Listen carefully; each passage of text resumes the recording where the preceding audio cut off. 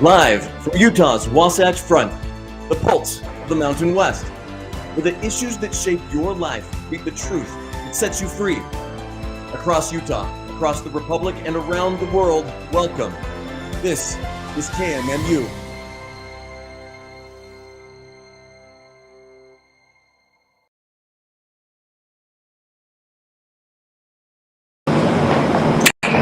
Hey, good morning, everyone. How are you today? This is the Sarah and Steve Show coming to you live from the Holiday City Library this time. We wanted to point out that we were having a few technical difficulties with the internet here, so we were not able to use our usual equipment.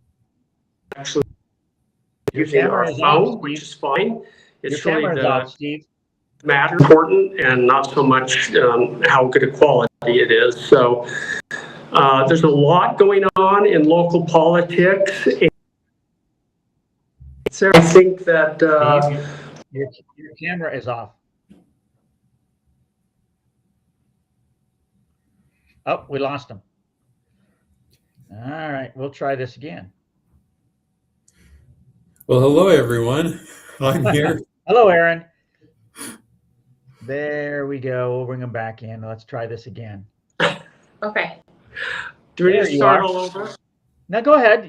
We heard you start, but your camera was off. So. Well, that was news to us. So anyway, I'm not sure what got hurt and what didn't. Is Aaron on right now? Yeah, I'm here. Okay. Again, this is the Sarah and Steve Show. Got to get that order straight. How are you guys today? We are coming to you from the Holiday City Library, where we have had some internet issues. So we're not using our normal production equipment. We're actually using my phone. But we are honored today, Sarah, to have Aaron Davidson, the Utah County Clerk, and in my opinion, I think this is the single most important race in Utah. And I'm talking federal races, state races, everything, because our county clerks are so important to the functionality of our elections. It's critical to get our elections right. And that's why we've asked Aaron on. Good morning, Aaron. How are you today? I'm doing great, Steve. Thanks. And Sarah. Hi, thank you for being here, Aaron. Yeah, so it is the most important thing is our elections, because if the wrong person or fraudulent person is elected and they start implementing their policy, then this is not a free and fair country. It's not a democracy. It truly isn't. And so to have someone in that position that does everything in their power to ensure that our elections are free and fair is what we want. And we brought Aaron in. Aaron, can you tell us just a little bit of background about yourself and why you're doing this and how you feel the race is going? Sure, I'll try to keep it short. Sometimes I tend to talk a little bit too much, probably. That's why we invited you here, to talk more. No, I was born in Wyoming, but lived in New Mexico and pretty much raised in Arizona. Then went to BYU, and I got 3 degrees from BYU. So I've got my master's and my bachelor's in accounting with an emphasis in information systems. And then I also got my MBA in finance. But it was really the information systems that really prepared me for this job. After graduating, I went to work for Price Waterhouse in their management consulting division. So I never got my CPA. I never did accounting as a practice. I did accounting as the systems that companies needed to do their accounting. But having the background of systems, accounting, and finance, the people that I consulted for, they didn't have to sit there and explain things to me. They just kind of gave me a brief overview, and I knew how to do it in systems. I knew how to do the accounting. I knew the finance, and so I just kind of brought it all together. And I think I did really well. And when you first got in, you were ready to hit the ground running. I was, and they put me on some big projects. And one of the projects we worked on was a big oil company in Long Beach, California. And they tried to recruit me away from Price Waterhouse after the project was done. And I said, well, I'll quit Price Waterhouse and you can hire me as a consultant, but I'm not going to go in as an employee of yours. And so they actually brought me in as a consultant. I formed my own my own database consulting company, and I did a lot of work for them, and I did some work for in the healthcare industry. And they still have a system that was they've been using since 1994, and they just canceled my contract last month. Wow. So I've been receiving this retainer from them for since 1994, and it was a great opportunity, and they finally decided to replace the system I put in for them.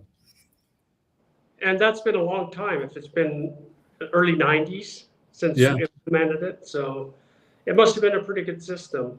It was pretty good. It was they had some reports they had to do that were contractually required, and they were complex, and they had this system that did it perfectly for over 25 years, and they finally decided to upgrade, because it was in Microsoft Access 2.0, which is like an ancient database, and it just worked, and they never had to do anything about it. Yeah. Well, it sounds like you're uniquely qualified for sure. How did that eventually lead you into having a desire to become the county clerk? Yeah, so I guess that was the second part of your question. So I feel that database technology and working with that has totally qualified me for this position, because elections are so data driven now. And in 2012, I read this opinion piece during when Mitt Romney was running, and it said the best candidate will always be yourself. If you don't like the politicians that are in office or who's running, get up and run yourself. So 2020 and 2022 came along, and the people were asking, are our elections safe and secure? And the only response they got back is, they're the most safe and secure as they've ever been. And people are saying, well, show us the data. And they go, no, it's been audited, it's safe and secure. But show us the data. And they would never show us the data. So I ran on transparency. And one of the big things I did this last year is I worked with Norm Thurston on HB 263 to get the cast vote records made public. And the cast vote records is basically an Excel spreadsheet of the representation of every ballot. So every ballot is represented on that Excel spreadsheet as to who was voted for on that ballot. It doesn't say who voted for him. Sure. It's just what was on that ballot. Because 20, 30, 40 years and way back, the voting happened at the precinct level, and people would come to the precinct, they would vote their ballot and put it in a drop box. And so once it went into the drop box, it was separated from the voter. And so at the end of the night, when you pulled the ballots out to tally them, you don't know who cast that ballot, but you had the ability to put your hands on the ballots. And you had poll watchers and poll workers, and they're the ones that counted the ballots and tallied them. They relayed the tally to the county clerk, and then the county clerk gathered the tallies from all the precincts and relayed it to the lieutenant governor. So the people had their hands on the ballots. So that's basically what the cast vote record is people can now put their eyes on what was on the ballot. So if you don't believe candidate A got 10,000 votes, you can open up the cast vote record, and if you know Excel at all, you can do a quick sort or a count and see that absolutely there were 10,000 ballots that had that candidate's name cast on that ballot. So it gives the people the ability to do their own audit, and they have access to the data. And I don't have to say it's safe and secure. It's safe and secure, but here's the proof. Right. I mean, as someone that has been very interested in election integrity issues, I have several times tried to get records, voter roll records, and they just make it, next to impossible. Like you're asking for their firstborn child, and they've done everything in their power to remove those records further and further away from the people, and made the records that they do provide, they have a lot less information, or information that you essentially can't do anything with. So right. I know, I'm sorry? It's just at the very summary level. You don't have access to the details. This gives the people access to the details, and they can do their own audit if they want. Aaron, so Steve and I know the different categories that we have, like withheld and private and public. But could you explain that to the viewers and what the difference is, and and how you feel about withheld voters votes? Yeah, so that really changed this year. So you kind of have to go back to 2019. In 2019, there were only two categories. There was public and there was private. And what that means is if somebody wanted to get access to the voter rolls, they have to pay for a big section of the voter roll. They can't just request the record for one voter. You have to request at least a Senate district, a House district, the city, something of a category, and you had to pay a fee to get those. But if you're if you're a candidate or the party, you could have gotten all of the voter roll. But prior to 2019. Yeah, before up till 2019. Right. But a member of the public that wanted it, they could only get those that were classified as public. But there was a bill that was passed in 2019 that went into effect on March 12th of 2020. And on that day, everybody that was in public, in that bill, there's a new category called withheld that was created. And you were supposed to have qualified for that, being a victim of domestic violence or dating violence, law enforcement officer, military, or a public figure as defined by election code. But when they made that withheld category, they took everybody that was in private and moved them to withheld, whether they qualified for that category or not. So on March 12th, 2020, there was like 85% were public and 15% that were private were moved to withheld.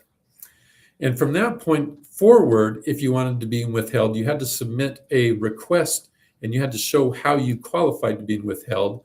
Or you could have selected you want to be private, which would have, again, hidden you from the public, but not the candidates or the party. And it went like that for, since 2020, for 6 years. In this last year, well, let me step back and explain a little bit about the circumstances. So when Cox and Lyman were running against each other, Cox got signatures, as well did others, but Lyman tried to get a hold of the petition packets, and he was only given the public records and not the private or withheld. So any voter that signed those petition packets and they were private or withheld, those records were withheld from Lyman. And I feel that was a conflation of the definition of private as contained in the election code and the definition of private as contained in the GRAMA code, which is the Government Records Access Management Act. And so using the definition of private in GRAMA and applying it to an election process, they were able to not have to reveal the voters that were classified as private.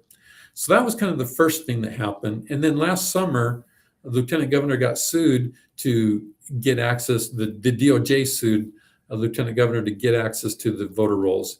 And again, the lieutenant governor did not disclose the private or withheld. And so there's legislators that kind of threw their arms up and said, great, if you guys aren't going to turn it over, we're going to take the private category withheld, and we're going to get just the people that qualified for withheld to be in withheld. And I think I said something. They got rid of the private and they redid the withheld to now be called at risk. So with that, the private classification was completely stripped from the voter code, the election code, sorry. It's kind of complicated. I'm trying to do it quickly. Did the private voters move into the withheld or to the public category? No, the private were moved to the public, but they were sent a letter saying, we're moving you to public unless you can qualify for the at-risk. The new at-risk is basically everybody that actually qualified for the withheld since 2020, and all those people that were moved from public into withheld, they received a letter from the lieutenant governor's office saying, we're going to move you to public in 60 days unless you fill out this application or this request form verifying that you do qualify for the at-risk, which should have been done back in 2020. They never Now- should have moved the public into withheld. Aaron, I want to ask a question about that because I actually read that bill and it seemed to me the wording of the bill, it did not even mention withheld. It only mentioned private. And what it said, and I read it a couple of times, and I specifically was looking for the wording withheld. And it was not mentioned in that bill. No, you probably read at risk because they changed the name of that category to at risk instead of withheld. Well, the way I understood it was that they changed or conflated, let's say, private and withheld together into one category called at risk. But it also seemed to me as a lay person reading this that it really didn't do away with the withheld category. It just renamed it. Yeah, it renamed it to withheld, but there were a significant number of people that were moved off of the withheld and that are now private. I mean, a significant number. I mean, that are now public because there's They're now only public, yes. because it seemed to me that people could just opt back in willy-nilly, pretty much. Is that true?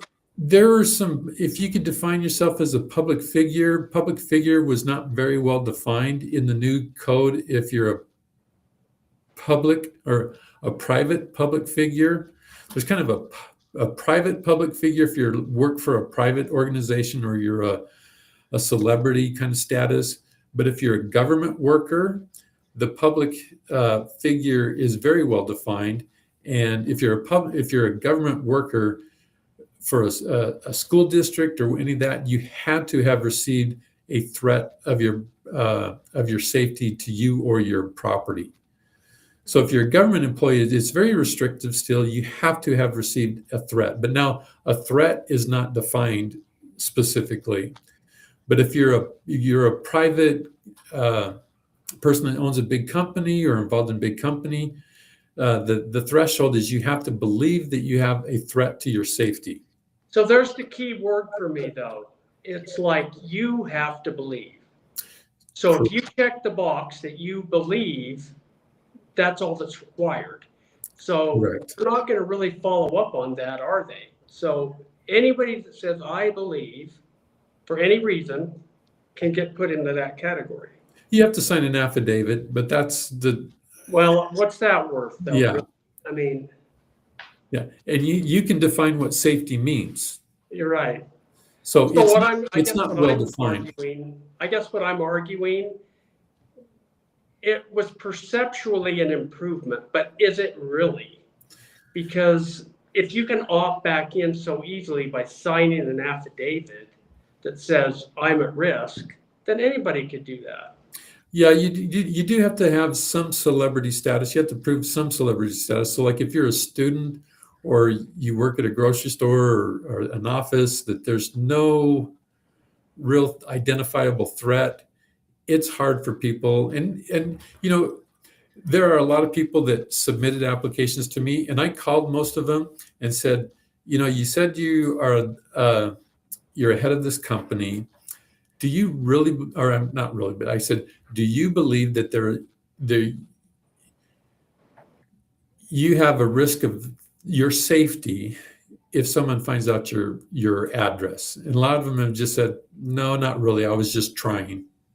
So there's a lot of honest people, but there is probably a lot that, there are some others that kind of answered yes to that question. And it was kind of questionable whether they really felt that there was a threat. They just want their information protected. And I'm actually against not having a private category. I'm actually fighting to get the private category back, because the real reason of the voter roll is for the party and the candidates.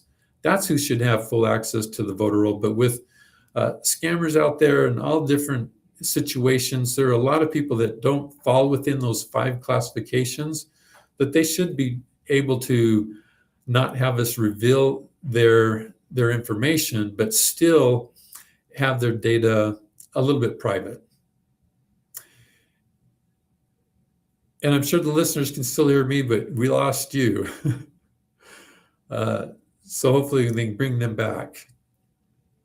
So I'm just going to kind of keep talking to the listeners and just say, I have been in contact with several legislators and discussing my concerns with not having the private classification anymore, and hopefully bringing that private classification back, and just having the definition of private defined within election code, and the definition of private, no matter what other title in the election code private may be defined in, they can't use that definition.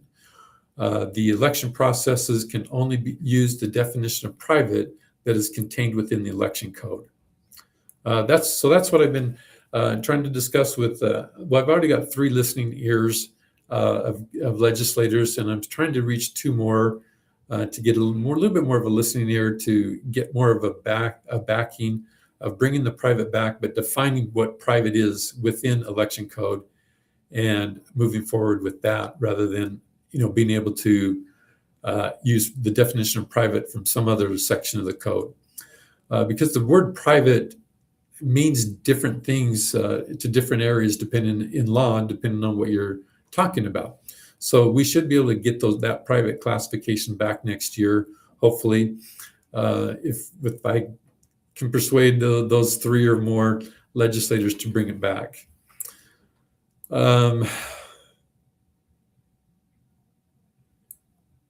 Yeah, there's the production. So I see the production guy came back. So I don't know if everything got recorded or not. Steve and Sarah have been having some trouble because of the library Wi-Fi. Yeah. So did you catch the recording of what I continued to say? Yes, you're coming through loud and clear. Okay. And they're back. Here we go. Okay. What happened is my phone overheated and it shut down. Oh, so no. We put it in a different spot that maybe that won't happen. So Aaron, are we live, Dwayne? Yeah, we're live. And just to tell you, Steve, I did continue talking because I knew I was still on there and I didn't want it to be quiet. So I went on to explain what I think needs to happen with the private category. I wish more guests were like you, Aaron. Gee, yeah, Aaron was coming through just fine. You guys disappeared. So okay, well, we actually had a follow-up, not so much question. I don't know if you addressed this when we were gone, but what really struck me was when you were explaining when people reapplied that you actually took the time to call the people if there was a question at all about their qualifications to meet this new category, to find out more about them. What about all the county clerks that don't do that? I mean, so 1 out of we have a total of 29 county clerks. Do you know of any other county clerks that are willing to go to that level to ensure that the category is for people that it was meant to be for? Yeah, we did have a meeting with all the county clerks, and we discussed our differences of opinions on that, because that statute was not very well defined. And we found out that we're actually kind of handling it in many different ways. But we had, by statute, if we rejected that request, we had to notify the voter. And there's so many nuances in that code that I just didn't feel good about just sending a blanket email. I did send many of them just a blanket email if they didn't select anything, because a lot of the voters, they didn't really know what that form was even for. They didn't even know they were in the withheld category. They were in private before in 2020, you got moved to withheld, and now they're getting this letter saying, you were in withheld. You can no longer qualify for that. And they're like, what the heck? That's kind of interesting in and of itself, that we would have so many people put into that category without their knowledge. Yeah. And so a lot of the applications came back. There's 5 classifications. You were supposed to check one of the boxes. They had no box checked, no explanation. And so those ones, I did send them an email just saying, you didn't qualify, and they probably knew that. But it's the ones that wrote something in, mainly for public figure, and they just didn't quite make those statements of the qualification. If they made the statements if they made a statement in that statement box identifying why they qualified for the public figure, then I just went and approved it. But if they didn't make those statements, I called them because I didn't want to just send a blanket email to them. And most of them, when I talked to them and they said they didn't qualify, or they didn't qualify after we talked with them, they were very thankful that I called them and explained it to them, because they were confused about the whole process anyway. And they were just very thankful that I took the time to call them and explain it to them, rather than just sending a standard email saying deny. So yeah, I spent a lot of time calling a lot of people. I'd say that's going above and beyond. Sarah, do you have any more questions on that particular topic, or? No, I think we're ready to move on. Okay. I wanted to move on. Dwayne, can you throw up one of those graphics that I had sent you? Aaron, when you first decided to run again, and we noticed that, and that you had an opponent, this Mr. Aste, I believe, I got note of a flyer that was sent out. I think Dwayne just put it up on the screen. It was a fundraiser for your opponent, Corey Aste, and I noticed, I took particular note of the hosts, the people that were hosting that event. And they're like the heavy hitters of heavy hitters, and what I personally would call the establishment people. Why in the world would so many people identify one particular race, a county clerk race in our state, and put so much effort behind raising money to defeat you in this race when you've done a remarkable job? What is your take on that? It's probably because I kind of stand up for more transparency, and I don't know why the other county clerks don't want more transparency. And it's not the small counties; they're so busy. They don't. They're the clerk, they're the auditor, they're HR, they're payables. They do more than just the clerk's responsibilities, and they don't really take time to. I don't even want to talk negative about them, because I love them. They're great. They're doing a great job, but they're just too busy to really get involved in the politics of what the clerk is doing. Uh-huh. And so, he actually had a breakfast fundraiser even before this, and it was again sponsored by politicians. And I have taken a hard stance that I will not take endorsements or money. What's that? Yeah, Dwayne as well, where you have the first one? Derek Brown. Well, it's basically the same people. Yeah, actually, this is the first one. This is the breakfast. That was the first one. That was the breakfast. Yeah. So you had the lunch up first, and that was the breakfast. But you see major politicians' name on that: John Curtis, Derek Brown, Mike McKell. They're politicians that are going to be on the ballot that the clerk processes. So I took a hard stand, and there's an ethics of election officials, and the ethics of election officials says, you need to maintain neutrality in that aspect, and you shouldn't be taking donations from people that are going to be on your ballot. John Curtis and Derek Brown and Mike McKell, they're going to be on ballots in the future, and here they're paying big money to sponsor Corey Aste, and to think that they might not get some backing from him. I have opposed some of Mike McKell's bills. I have opposed some of the things that John Curtis and Derek Brown have done. And then the lunch, you got Governor Cox hosting it. That is, to me, is a violation of the ethics of an election official. And I agree. Though Corey Aste is not officially an election official, but if he wins this race, he would be, and I think he'd be beholden to it. So I have taken a hard stand that I won't accept any donations or endorsements, nor will I give any endorsements to anybody that is going to be on any ballot that I process. Now, as far as Ray Chipman, Dan Hemmert, and Stan Lockhart, have at it. But that is very important, because for viewers that aren't paying much attention, they might not think that it's a big deal. They might just say, oh, they're Republicans endorsing their friends or whatever.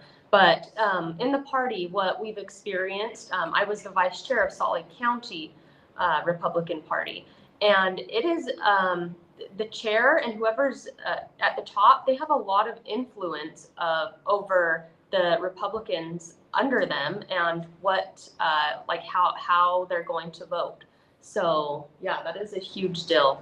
For me, it just throws up these huge red flags that, I mean, why not endorse a candidate in Salt Lake County, for example? We don't even have a candidate running. Why not go to the largest county in the state and say, hey, if you run, we'll support you? Why target Utah County? Because you're the one that's speaking out against any of the injustices that are going on, and particularly as it relates to questions with our elections, et cetera. Yeah. And if you go back to the lunch one, that event was held in Salt Lake County at the Alta Club, which is a very politically charged location. That's where they have the state party luncheons, the E-clubs. Yeah, that's just wrong on every level, and I think people really need to understand what this really means, and they need to really consider what they're voting for, and a person of principle or a person that's going to be beholden to the establishment. Yeah, and since you guys are in Salt Lake County, you probably didn't get any flyers in the mail from Corey Astle. There were 2 flyers that I know of that went out, and the paid for by statement on there, it said paid for by Resolute Republic PAC, the PAC. And if you look up that PAC was established in Virginia. And I didn't look in. I had some people that sent me some deeper dives into that PAC. I didn't memorize it because I try not to look at the negative so much. But it's dark money. It's considered dark money, and it has some very questionable donors to that PAC. And so, why is it they're making donations to the Utah County Clerk in Utah? Well, I think for many of us that have been involved with elections and trying to clean up elections here in Utah to the extent we can, we know the answer to that, and that is, they don't want us, and you in this case, to take any sort of deeper dive into what's really happening with elections in Utah. And they don't want a county clerk that questions in any way whether elections are handled fairly now, or they don't want a county clerk that may have suggestions to make our voting better. Which brings me to, I actually attended the debate between you and your opponent, and a lot was said in that debate, and he just kept, the only point he was making over and over was that it's not a county clerk's job to question politics, get involved in politics, just conduct elections, just cross the T's, dot the I's, which he did say a million times. Right. But I personally, and I think I can speak for Sarah and 95% of the people out there, we want a clerk that's going to look for better ways to conduct our elections. We want a clerk to question the system to make it better and point out any inequalities or injustices that might be happening. You're actually uniquely qualified to do that more than anybody else because you see firsthand what's going on. What do you think about that? Yeah, I think it's absolutely my responsibility to work with legislators and make it better. To say that the county clerk is an administrative and he should just sit in his office and dot his I's and cross his T's. It's like the 3 monkeys: hear no evil, see no evil, speak no evil, and just do your job. I feel that would be a dereliction of my duties and my constitutional responsibilities to make the elections as safe and secure as possible. I have found issues and I've taken them to our legislators and effected great change. And I guess one of it is kind of goes back to this cast vote record. So HB 263, when it passed the House, it passed the Senate committees, and it went to the House and Senate, and it got the majority vote. So it was going to be law, and it only needed the governor's signature on it. And there was a letter that was drafted asking the governor to veto that bill, and the county clerks were asked to sign it to make it more secure that the governor would veto it. And every county clerk signed that letter except for one. And I bet you can guess which one didn't sign that letter. Yeah. Wow. So I didn't sign that letter, but they did make an agreement to kind of modify HB 263 a little bit, and that was modified in the interim session. I think it was HB 2003. And there were some modifications to it, and the cast vote record was made that the county clerk may publish the cast vote record rather than shall publish the cast vote record. And obviously, I'm one of the counties that published the cast vote record. Yeah. Well, that might be the reason why they want you out. Yeah, because I was fighting tooth and nail to get that thing passed. Wow. So, Aaron, there was a state audit report, and looking at the key findings, Wait, can I say one more thing before we go to the next topic? Oh, yeah, of course. Dang it. Sorry. I was thinking about it, and then you started saying that, and it kind of slipped my mind what I was going to say. Is it about the legislation? Yeah, I can't remember. Go ahead. Let's go back to it. Yeah. Go back to it when it strikes your mind, blurt it out. But Sarah, we'll just come back to it. So. Okay. So the state did an audit, and in the report they show by county all the findings that they have, and it looks like Utah County has the most number of confirmed non-citizens on the voter rolls. But I'm just curious, like, how is that possible when you're so transparent and you're really making an effort to clean up the voter rolls? Because every one of those, there were 11 in Utah County of the 27 found. So all 11 of those were registered. Those non-citizens were registered before I took office, and they were discovered while I was in office and removed. So just recently, like this week, I heard some rumors going around. So I wanted to clarify that. Yeah. Gotta be careful with rumors, but. Yeah, those are, some of them they found, some of them I found, and they were removed after they started that review, or that was before. But there's also, on page 3 of that review, it talked about 698 voters that were removed prior to the review. And that was not classified as to why they were removed. And I looked up several of them. They sent me a list of the voters in Utah County. It was over 100 of them. And I looked them up, and some of them were non-citizens that I even found before the review started. So we found more than 11 that were removed from Utah County's election roll or voter rolls. But most of those that were removed were for other reasons, but some of them were because they were non-citizens. Even then, the numbers seem awfully low. So can you speak to that? Like, is this really not that prevalent? Because Steve and I, we've been doing canvassing, and we have already found at least 11. And that's just from one county. So how come their numbers are so low when we know, like, in our hearts that that is not true for any county in the state? Yeah. Well, even in that report, there's 5,007 that they still have to do a deeper dive because they can't confirm whether they're citizens or not.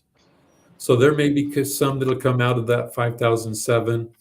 And there were some in that 698. There are 25 that they couldn't confirm. There were only 2 of those in Utah County. So there's more there, and that's only from the people that they actually reviewed. They have not reviewed the entire voter roll. I have found they're not reviewing anyone that say that they were born in the United States. So I have found some voters that on their born in statement, they were born in the US, but they actually weren't, and they are non-citizens. So there really needs to be a full review of the entire voter roll, but the Lieutenant Governor's office has been reluctant to do that. So they've been reluctant to do that. How hard has it been for you to work with the Lieutenant Governor's office, Ryan Kelly, head of elections up there, and are they willing to share information with you that you need to adequately do your job? Truthfully, no.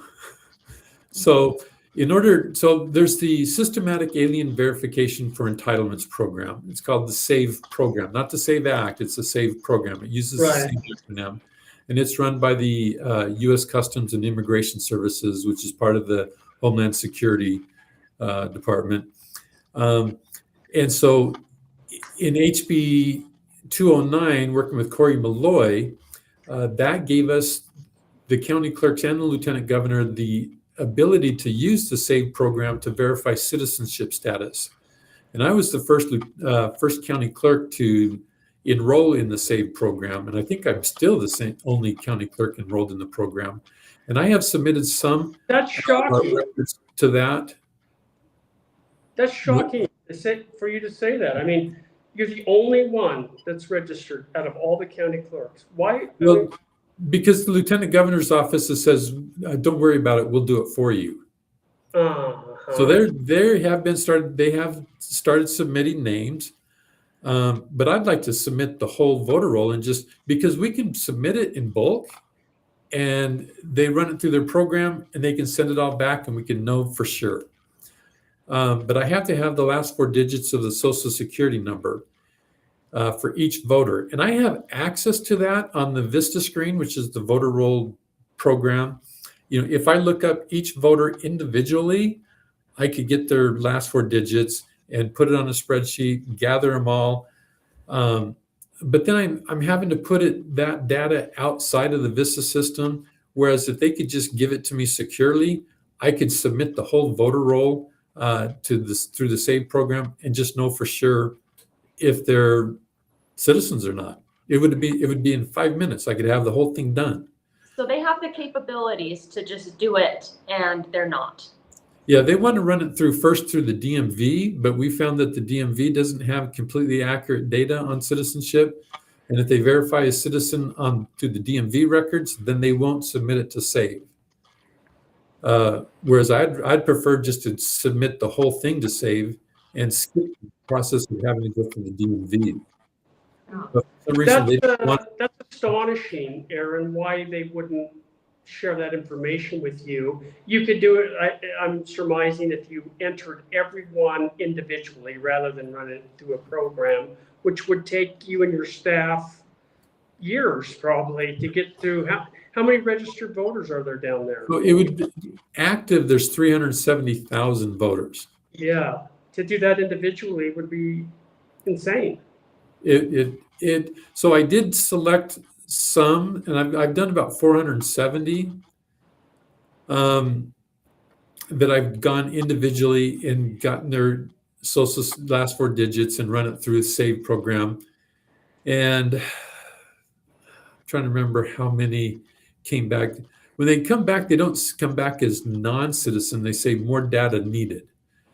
And on one of them, I was able to go back to them and look at the registration record and found that the person that input their record transposed the middle 2 numbers. And so I was able to fix that and resubmit it. And that's helping me clean up the voter roll. We had data entry error in reversing that number. And that's happened a couple times. So, I'm not finding a lot of huge problem, but I have found onesie twosies in each batch that I've submitted and had to work through them to clean up our voter roll. So I think I would love to be able to just get that data and just submit it in a bulk process. And then from that point forward, just verify each new voter registrant. So could we propose that legislation to make that mandatory? I would love it. Do you think they get upset at me? They get upset at me every time I ask for it. That's why they're trying to get rid of you, Aaron, is because you ask for things like that that would actually improve the system, make it more transparent. So for me, Well, that's it's transparent. I'm not saying that there's fraud going on, but verify. Trust but verify. I trust it, but I want to verify it. I want to be the skeptic. If I'm the skeptic and I verify it, the voters don't have to be the skeptic. They know that I'm transparent and I'm doing and striving to do the most to make sure that the voter rolls are clean and verifiably clean. Right. And that would make the voters happy because there's controversy between the different types of voters. Some want, it's about half, they want their data kept as private as possible. And then the other half is like, we need transparency. So if we left it up to the county clerks and the lieutenant governor to do the job of some digging, then we wouldn't have this problem of transparency versus Right. privacy. Well, and that, and not only just the understanding that the lieutenant governor's office is working efficiently and effectively with various county clerks would give us a great deal of peace of mind to know that there's not this contentious working relationship, but one that they're actually working toward a common goal. Right. And it seems opposite of that. It seems like you are butting heads with them anytime you want any kind of information that might be relevant to cleaning up the voter rolls. Correct. Yeah. And actually, Sarah, you said something that sparked my memory of what I was going to say before. It's so back on the public, private, and withheld. One of the things that many people don't realize is if you want to be involved politically, if you qualify yourself as an at-risk, you kind of take away your ability to participate in the political process because you're hidden from the party. So if you want to participate in caucus, and that may be part of the at-risk categories, they're trying to move us away from the caucus system because that at-risk, it just takes it away from the party. You can't participate. And I'm even public now, because I've received threats, but I'm not going to let those threats put me in a position where I'm not able to participate in the political process. That's interesting you say you're getting threats, and it makes me think like I'm not doing enough, Sarah. I need to do more so I can start getting some threats because then I'll know I'll be right over the target. Yeah. It seems to me every time I read a publication of any sort, whether it's the KSL News or some blog somewhere, that people are trying to disparage you. And it's usually just the opposite of what we're seeing in many of these publications. You are the one, in my view, that's been out there fighting for new legislation that will make this better. Why do you think, just in short, I mean, we've kind of touched on it already, but why are they coming at you so hard? It's like a boxer. I've been in the arena and I'm fighting it, and I've been knocked down. I've made some, minor mistakes, but I've gotten back up. And so the funny thing is they say you made this mistake, and I'm like, yeah, I did. Have I made it since then? Have I no learnings from what I've done? Right. And are those learnings in my office, or do you think you can come in and just kind of absorb those learnings? No, you got to go through them yourself. So yeah, I've been hit. I might have been knocked to the canvas, but I stood back up, and I'm still in the fight, and I'm willing to continue the fight. So I'm a glutton for punishment and willing to do it, continue more. So yeah, every one of the allegations that are made, it's like they're taking just this little thing and not looking at the big picture as to, yeah, he took a punch there, but what did he accomplish? They're saying, like, really quickly, the big one is I removed prepaid postage in Utah County for the return ballots in 2024 because code said, I read through code and it said, counties administrating elections are not required to pay return postage on ballots. So I was trying to increase the usage of our drop boxes rather than US mail. And so I took away postage and said, if you want to use US mail, pay for that convenience. Put a stamp on it. And if you don't put a stamp on it, we still pay for it. But Dropbox usage went from 62% to 87%. There's a 25% movement of using the Dropbox, which are way more safe and secure. There's a chain of custody that we do not have when it comes through the mail. Absolutely. It greatly improved the security. And their complaint is, I shouldn't tell voters or instruct voters how to return their ballot. It's all legal ways. But I think that's just a campaign slogan, because I do definitely believe that voting in person is absolutely the safest way, because we verify you before you get your ballot. We count every 100%. We count 100% of those ballots.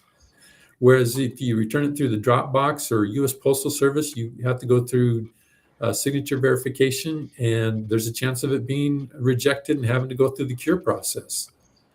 And through the U.S. Postal Service, every year we receive ballots that are just so munched up and torn that we have to contact the voter and let them know, you got to either send in a new ballot or give us the authority to open your ballot and replicate your ballot, because that violates the secret ballot and we can't just open it. So it creates some complexities, and we've never had a destroyed ballot come through the drop boxes. I could imagine moving away from the mail-in ballots to the drop boxes. It saves a lot of money. Is that does the Utah County pay, or does the county pay for the postage, or is that the state? No, the county does. And so that year in 2024, I calculated it out, and we saved about $110,000 that year because we stopped paying return postage and people started using the drop box instead of the U.S. Postal Service. Wow, I mean, it's just as easy. It's just as easy, but to get criticized for two things in that one matter, not only are you saving the taxpayer money, you're educating them about loss of chain of custody, which is a huge issue. And I can't see under any circumstance where that would be a violation of anything other than just trying to educate the voter. Well, they're trying to use it as a campaign slogan and a campaign argument, but I think it falls flat because I think more people are more concerned about security of the election and saving money. But there's still that contingent that they write, they don't put a stamp on it, and they say, make Aaron pay for this stamp. A little bit vindictive, I'd say, but yeah. That's interesting, and I'm glad. I didn't really realize that you had done that and are saving the taxpayers that much money. That's huge. Well, and on top of that, there were 18 counties that weren't paying return postage before I stopped, and now there's 21 counties that don't pay return postage. But the only county that's being pointed out for that is Utah County. Well, they're pointing you out for a lot of things, and unfortunately, they're taking and they're twisting what's really happening down there. And I think that's an effort to just be more transparent. If you were to, Aaron, point to what the biggest difference between you and your opponent is, what would you say that would be? I think the biggest is who's financing me. But no, let's say the biggest. Okay, I think the biggest is, you touched on it, is the political involvement that we are claiming we're going to do. He's saying he's not going to get involved politically to try and influence legislation to make, change election law, whereas I'm saying I'm absolutely going to be involved in changing election law to make it more safe and secure from the perspective that I have and the data that I've been able to gather. So I think that's the biggest difference between he and I. That's like taking the smartest guy in the room and telling him to shut up, that he can't speak up. You have your hands on knowledge about what's going on. Of course, you should be the one to suggest new legislation, et cetera, that could make it better. It just makes no sense to me at all. Yeah, and you probably know that in 2020 and 2022, I was fighting against the mandates, the COVID-19 era mandates. I believe in personal responsibility and that people are typically responsible and they want to take the information and decide for themselves their own health.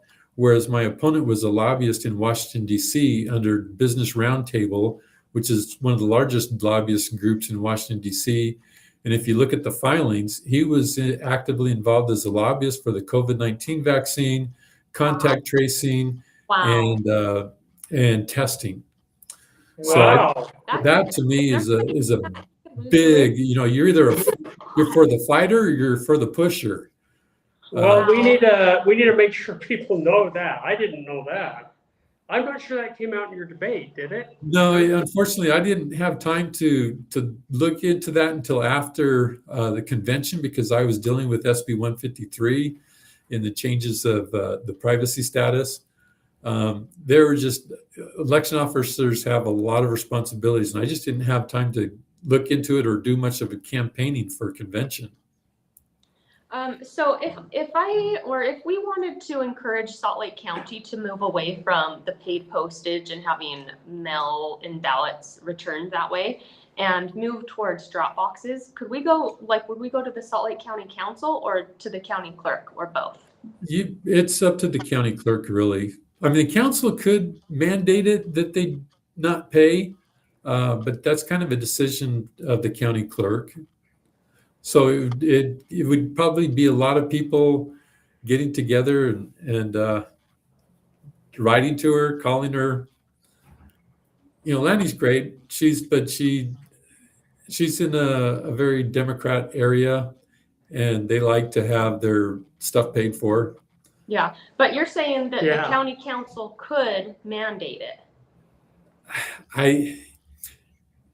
The county council is really the canvassers of the election.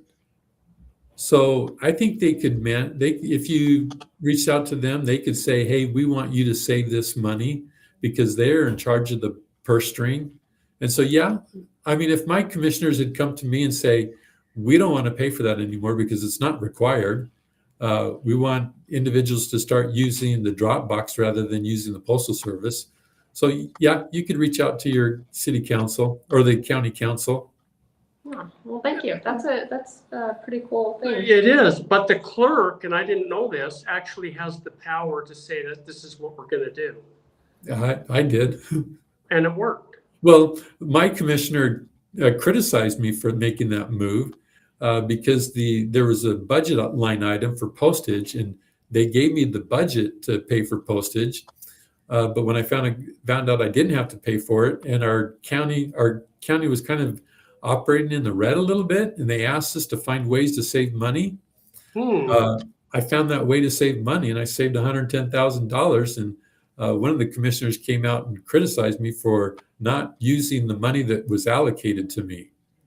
Well, I would say that our council needs to learn from what you did, because we just got a huge property tax increase from the county, and they said they looked at everything to find ways to save money, but I don't think they looked at that. And it's a big county, and they could save a ton of money, I would think. Yeah. And another interesting point about drop boxes versus mailboxes is it's a law that, and correct me if I'm wrong, but I believe it's a law that says that we have to monitor our drop boxes. Is that correct? Yeah, there's a camera on every drop box. Okay, so if you really think about it, it doesn't take a super smart person to figure out that essentially every mailbox is a drop box.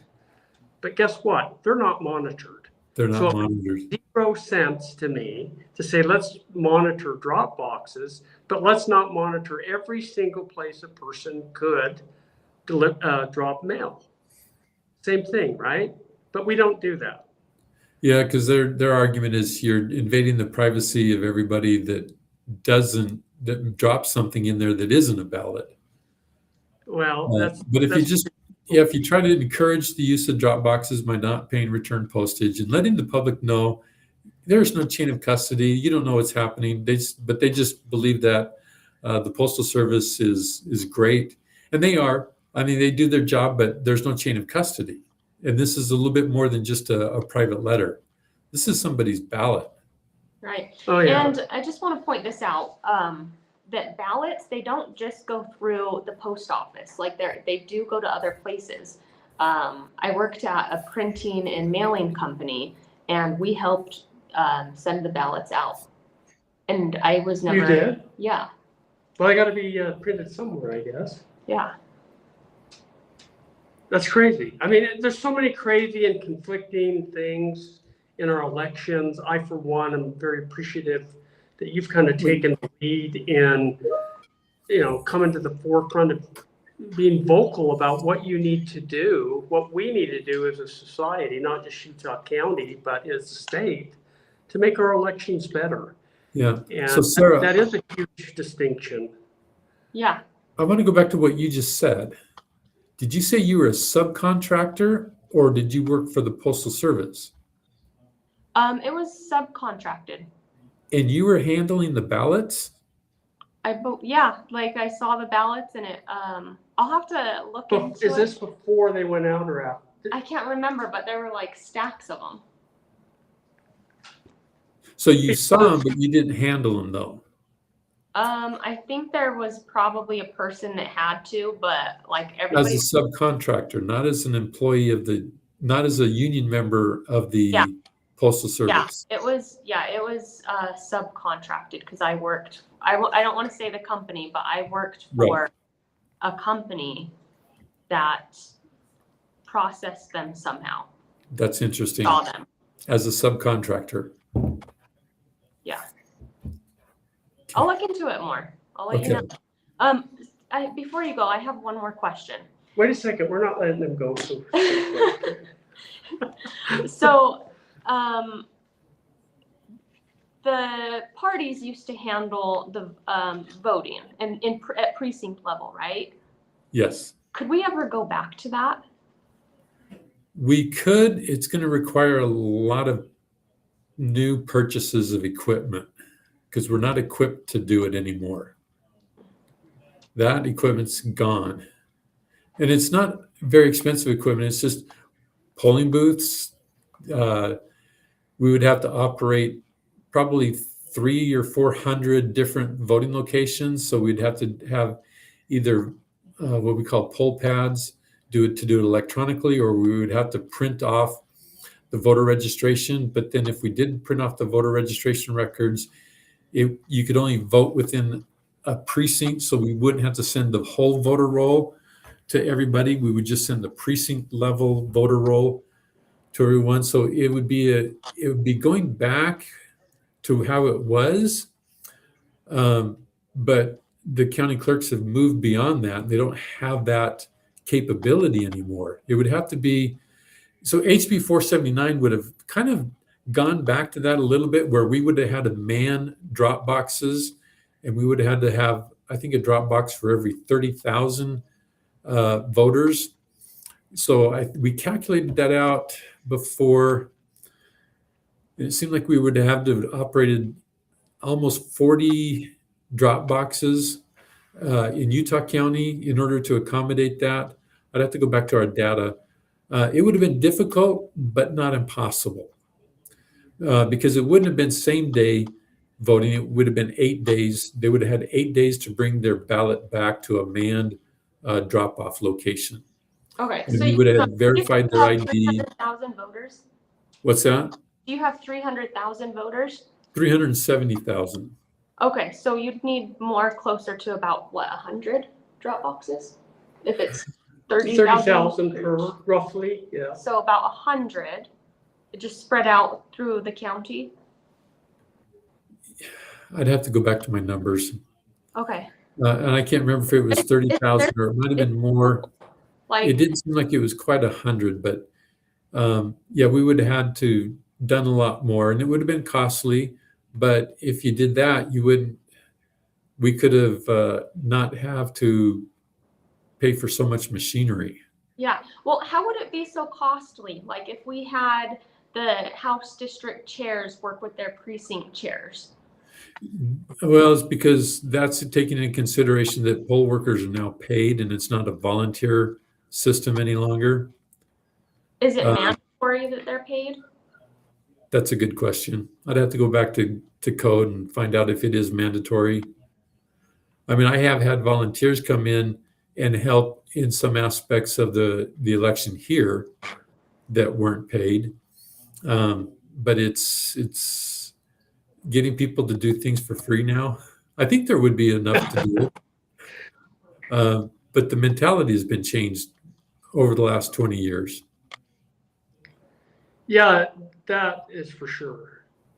I want to ask you a question, kind of more of in a personal aspect, but not really, but a person of your education, 3 degrees, you could be making huge money working in the private sector. What struck your heart at its core to make you want to take the abuse you take as a county clerk and do this job when you could be making so much more money elsewhere? You know, I just got to the point in my life that I wanted to kind of give back. You know, I've started and sold a database consulting company, a custom home building company, a chocolate company. That was fun. But it was time to move on to a different chapter of my life. And in that statement I talked about in 2012, where you're the best candidate, that for some reason, you know, I don't remember details of conversations and things to that degree, but that statement kind of stuck in the back of my mind. And it's been there since 2012 that you're the best candidate. So get up and run. And that's, I took it seriously, and that's what I decided to do. Well, I've watched you at least since, I don't know if you remember this, but we actually did a couple of campaign events together. And I remember looking down thinking, who is that guy down there? And lo and behold, Aaron, I'll have to say you are the person with the most integrity that I've seen come through the system. And I, for one, appreciate that very, very much. Well, I appreciate that statement. Thank you. It's Can you been tell tough. that I'm a huge supporter of yours? I am. Thank you. I have one other, just one last question. Do you have any more that you want to bring up at all? I mean, there's Not so many, yet. I'll have more as soon as there's we so hang many up, things. but- Are you okay on time right now? Now I need this. I got to start working. Okay, I wanted to ask you about the SAVE Act, just really quick. There, a couple months ago, was really a hot item. Thune has not brought it up for vote. John Curtis has come out against it, citing the mail-in ballot provision of that. What are your thoughts about the SAVE Act, and what do you like about it or dislike about it? I like it. I'd like to see it passed. You know, 85% of the people say that we should show ID when voting, but then they say, but Utah works great. We don't need it here. Right. This is, if you want it in one state, you have to have it in all states. You know, the universal vote by mail, since we're the only red state that is doing it, I think we've done a pretty good job, but there's a lot that needs to be improved. And if we just went, you know, just rip the Band-Aid off and just go back to in-person, and I'm not necessarily convinced, you know, one day, same day, everybody votes. I think life has gotten a lot more complex than it was years ago. There are a lot of people that live in one state and actually work in a different state. They're consultants and they fly out every Monday and they fly back in every Friday. Yes, there's absentee ballots, but, you know, there's construction workers that they leave early in the morning, they come back late at night, and it's hard for them to take that day off. So I'm not against returning your ballot, but I think those ballot boxes, I would have liked to see them manned, like HB 479 would have required. Mm-hmm. So HB 479 had passed and HB 209 had passed, we would have had the SAVE Act in place without the SAVE Act passing. But only HB 209 passed, which we can verify citizenship status, which was the other part of the SAVE Act. But I think that in person your ballot is verified before it's cast, so we can take that and get the results so much faster, because all we have to do is run them through the tabulator or have them count at the precinct level. But there's the big complaint that, why can't Utah produce results, within a day after election? And it's because of the universal vote by mail system. Right. We have to verify those ballots after we receive them rather than before. So each one of those ballots has to go through the system. And then if they don't verify, they have to have the 2 weeks to cure their ballot. So no matter how fast we produce the preliminary results, we can't release the final results until after noon before the day of canvass, which is the certification day, Right. which is usually 2 weeks after election. So it can't happen in Utah. So as much as, even my opponent, criticizes me and saying he's going to get results faster. It's like, well, you're either going to break the law or you're going to skip the law and not do it properly. Right. We have to do it properly, and we can only do it as fast as our bottleneck. And right now, our bottleneck is the ballot envelope opener. We have 4, but it just takes each ballot has to go through those, and we have to verify it first, and that's another bottleneck. So we have to verify the signature first, but once it's verified, we have to send it through one of those 4 letter openers, and we're not going to sit there with a manual letter opener because we can see the name and having to extract it, whereas the machines, we can extract the ballot from the envelope and not see the name. So that maintains the privacy and the secrecy of the ballot a lot better. But we're actually looking at some other letter openers, but they're expensive. And so it's just kind of balancing fiscal responsibility to faster processing. And since it doesn't really matter if we produce the results faster because we can't release the final results for 2 weeks, we can get it done, but we'd still try to do it as fast as we can so we get preliminary results, up-to-date preliminary results as fast as possible. Yeah. Well, you've mentioned that you probably need to get back to your day job. So we really appreciate you taking the time, Aaron, and wish you the best of luck in this campaign. I think you're a great thing for Utah County and the state of Utah. And again, want to express my personal appreciation for that. Well, I appreciate that, Steve, and I appreciate Sarah also. You had some good questions. Thank you. But yeah, Hard I work. really appreciate this opportunity. All right. Well, thank you. You have a good day, and we look forward to you winning. Take it to them. Okay. Thanks, Steve. Okay. Thank you. Thanks, Sarah. Bye-bye.